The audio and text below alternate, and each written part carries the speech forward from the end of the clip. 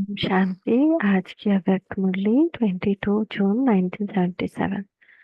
सितारों की दुनिया का रहस्य। विश्व को लाइट माइट देने के निमित्त बने हुए सर्व चमकते हुए चैतन्य सितारों प्रति ज्ञान सूर्य ने महावाक्य उच्चारे। आज बाप दादा सर्व सितारों को चमकते हुए रूप में देख रहे हैं। चमकते सब सितारे हैं, लेकिन चमकने में भी नंबर है। सितारों की दुनिया अर्थात अपनी दुनिया देखी है ना। हमारी दुनिया है ना, सितारों की दुनिया। सितारों की दुनिया का गीत गाते हैं, लेकिन वह कौन सी सितारों की दुनिया है जिसका गायन है ना। चलो चलो दिलदार, चलो चांद के पार चलो। कहाँ पे चलना है, वहीं जाते हैं ना हम लोग। आओ खो जाएं सितारों में कहीं। वो सितारा है ना, गाना गाते हैं, सितारों की एक दुनिया है। तो इस रहस्य को भी आप सब जानते हैं। सितारे का अपना अपना प्रभाव दिखाते हैं। सितारों के आधार पर जन्म पत्र और भविष्य बताते हैं। चैतन्य रूप में आप ज्ञान सितारे सारे कल्प के हर आत्मा के जन्म पत्री के आधार मूर्त। सबकी जन्म पत्री किस सितारों के आधार पे है? हम चैतन्य सितारों के आधार पे।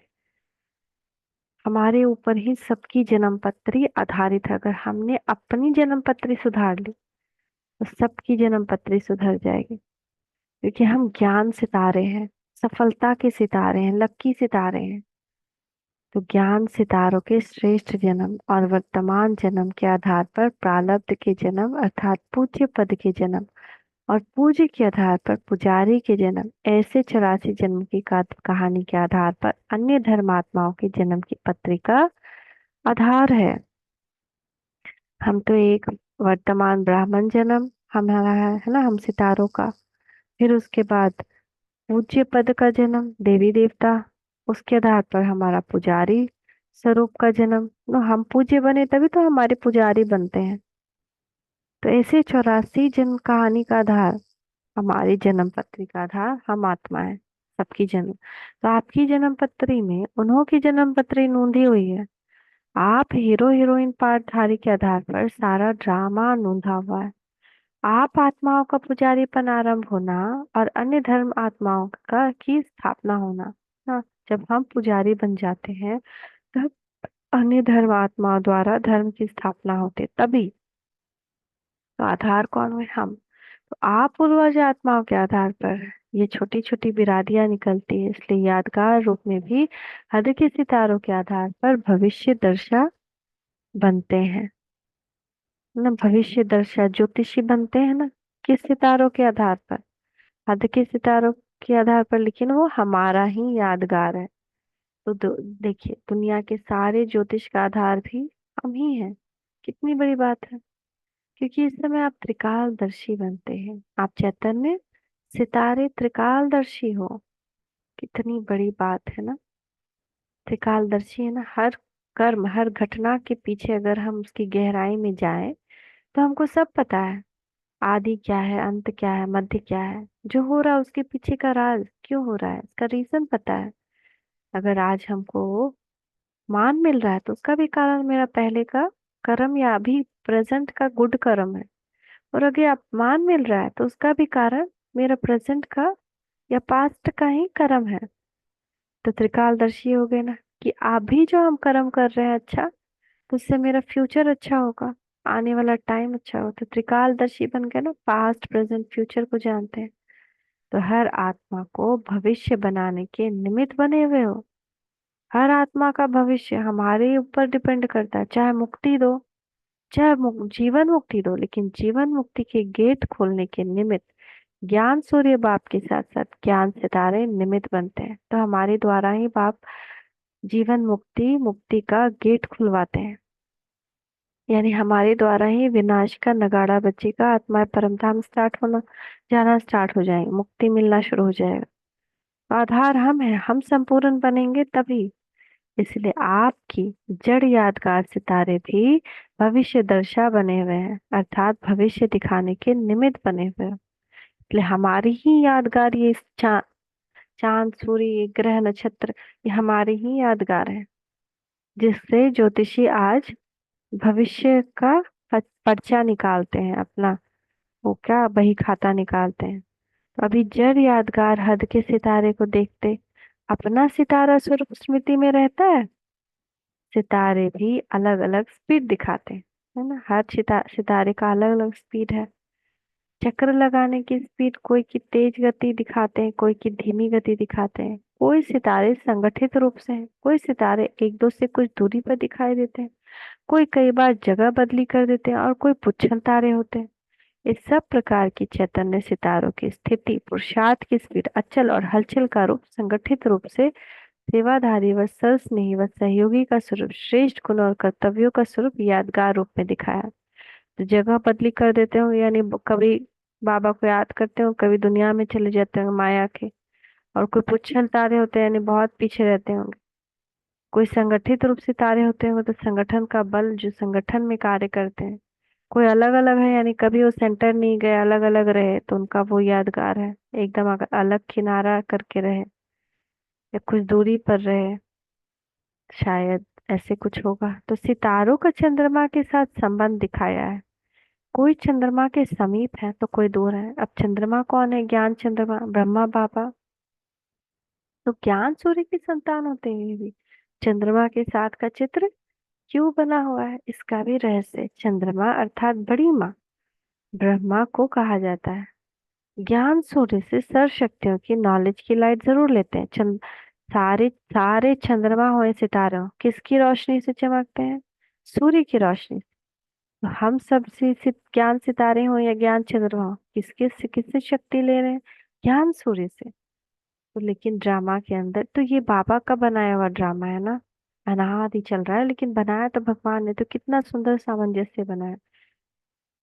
जब हम चैतन्य सितारे ज्ञान सूर्य से रोशनी ले चमकते हैं गुण शक्तियों से, तो ऐसे ही स्थूल सितारे भी, ये जड़ सितारे भी सूर्य की रोशनी लेकर के, और चंद्रमा भी सूर्य की रोशनी लेकर ही चमकता है। तो ये ड्रामा ऐसा बना हुआ है। तो ज्ञान सूर्य से सर्व शक्तियों की नॉलेज की लाइट जरूर लेते हैं, लेकिन ड्रामा के अंदर पाठ बजाने में साकार रूप में साथ आदि पिता ब्रह्मा और ब्राह्मणों का है।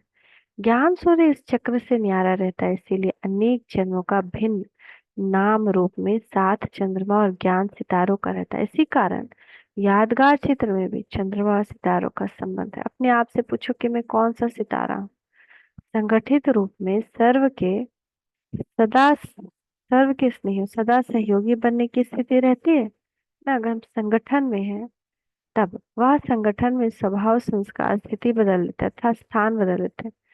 सदा चमकते हुए विश्व को रोशन करने वाले सितारे हो, और स्वयं को स्वयं भी नॉलेज की लाइट और याद की माइट नहीं दे सकते। अन्य आत्माओं को लाइट और माइट के आधार पर ठहरे हुए हैं। सदा स्वयं को त्रिकालदर्शी स्थिति में स्थित रखते हो।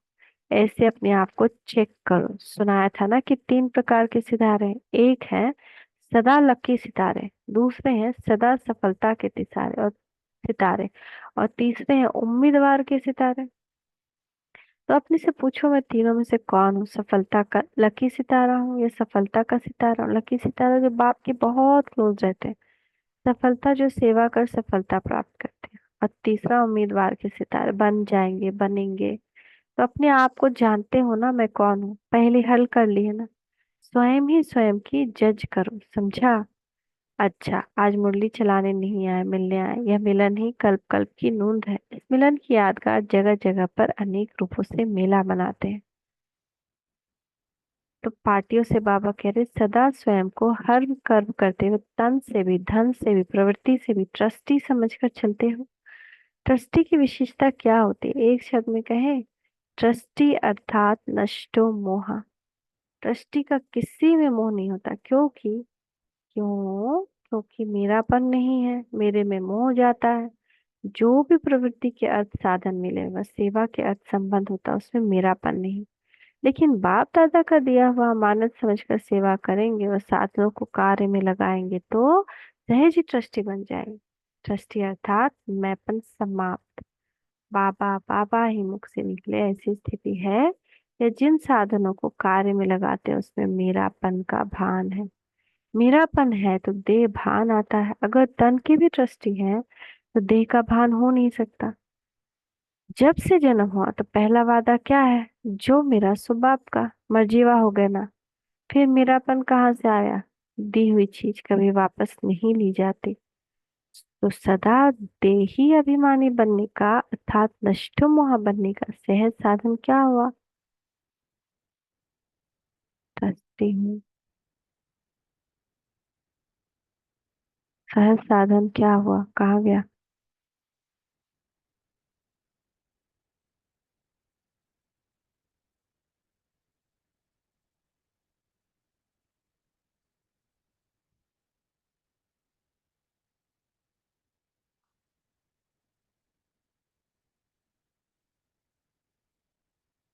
ट्रस्टी हूँ, मैं ट्रस्टी हूँ। कल पहले की यादगार में भी अर्जुन को जो दिखाया, यादगार दिखाया, उसमें अर्जुन को मुश्किल कब लगा?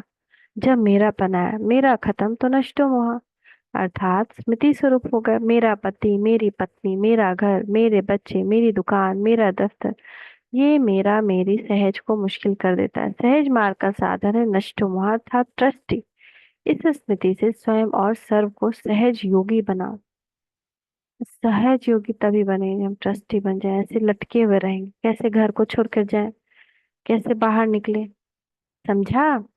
तो व्यर्थ समाप्त हो समर्थ बनने की सहज युक्ति बताते हुए बाप दादा बोले, व्यर्थ समाप्त हो जाने की युक्ति बता रहे हैं। तो वैरायटी स्थानों से आते हुए इस समय सब मधुबन निवासी हो। इस समय अपने को गुजराती, पंजाबी, यूपी निवासी तो नहीं समझते हो।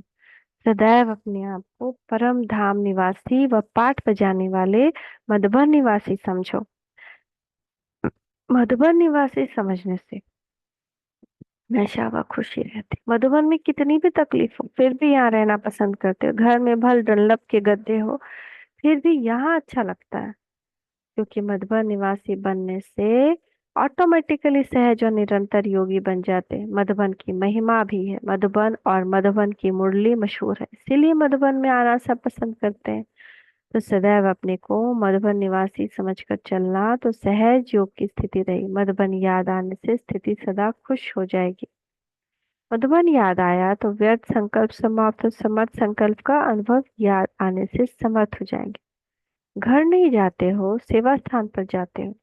घर में जाकर भी अगर पढ़ाई और बाप को साथी बनाने वाला सदा नशे और खुशी में अटल रहेगा, सदा बाप और सेवा इसी स्मृति में रहो तो समर्थ रहेंगे, स्थिति सदा अटल रहेगी। अच्छा, जब किसी भी प्रकार का पेपर आता है तो घबराओ नहीं। क्यों क्वेश्चन मार्क में नहीं आया, क्यों आया ये सोचने में टाइम वेस्ट मत करो। क्वेश्चन मार्क खत्म कर फुल स्टॉप, तब क्लास चेंज होगा अर्थात पेपर में पास हो जाएंगे। फुल स्टॉप देने वाला फुल पास होगा, क्योंकि फुल स्टॉप है बिंदी की स्टेज। देखते हुए ना देखो, सुनते हुए ना सुनो, बाप का सुनाया हुआ सुनो, बाप ने जो दिया है वह देखो। इस प्रैक्टिस में फुल पास होंगे। पेपर में पास होने की निशानी आगे बढ़ना अर्थात चढ़ती कला का अनुभव करना। अति इंद्रिय सुख के झूले में झूलते रहेंगे, सर प्राप्ति का अनुभव ऑटोमेटिकली होता रहे। अच्छा, सदा बाप से मिलन बनाने वाले, संकल्प बोल और कर्म में सफलता के सितारे, सदा बाप को साथी बनाने वाले समीप सितारे, हर संकल्प से विश्व को लाइट माइट देने वाले सदा चमकते हुए सितारों को बाप दादा का याद प्यार और नमस्ते। हम बच्चों का भी मीठे मीठे बाप दादा को याद प्यार गुड मॉर्निंग। नमस्ते बाबा, नमस्ते, शुक्रिया बाबा, शुक्रिया। ओम शांति।